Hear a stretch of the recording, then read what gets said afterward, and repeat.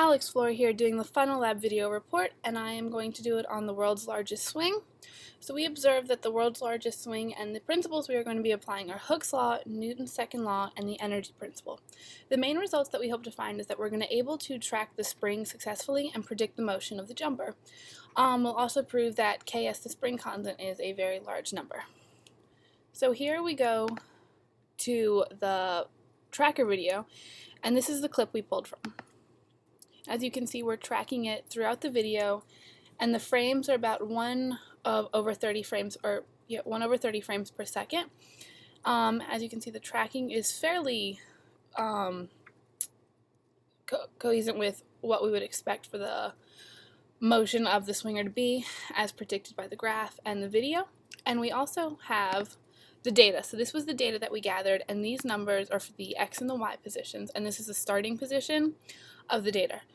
So we then went to go plug it into Tracker, which is right here, and we used the code that was similar to the one for the spring lab where we had the ball.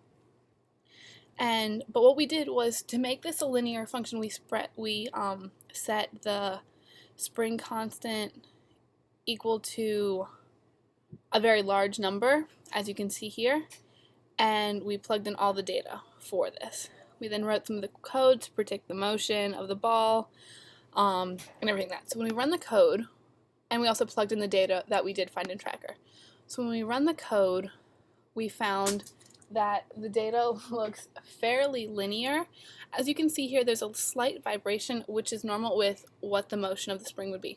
However, if you look, the data is fairly close. However, it's not perfect.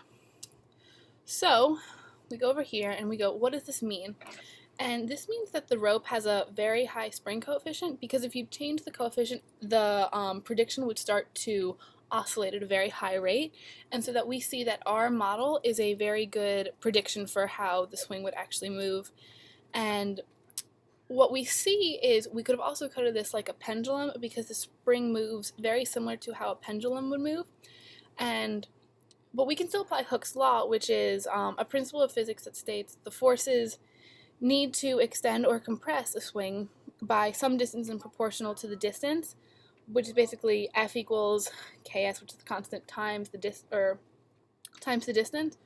where Ks is the constant factor characteristic of the spring, stiffness.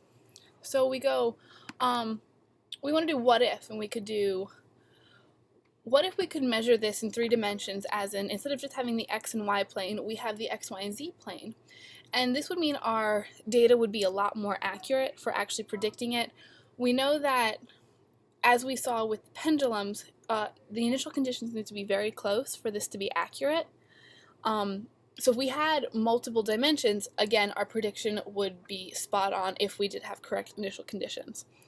And if we wanted to switch this rope that we already have with a spring, we could just find the different spring constant and also predict what the rope would be if we wanted to use a rope or a wire or a cord or any other material. That was my lab. Thank you.